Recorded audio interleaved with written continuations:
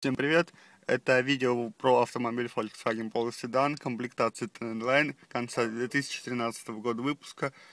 И история этого автомобиля такая.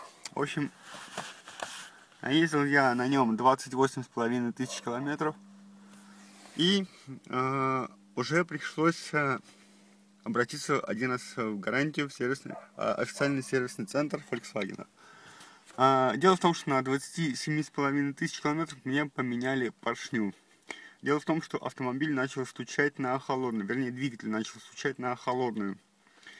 Дилер официально признал проблему. В течение одного дня мне перебрали весь двигатель. Ну, не весь двигатель, а то, что необходимо для того, чтобы заменить поршни. И приехав домой, проехав 75 километров, я услышал такой звук, который очень меня сейчас напрягает, и я думаю обращаться к дилеру снова.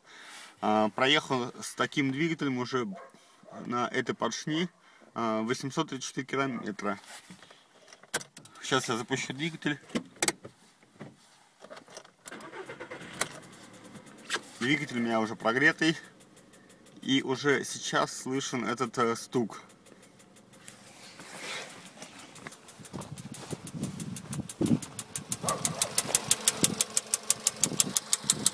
Вот такого плана.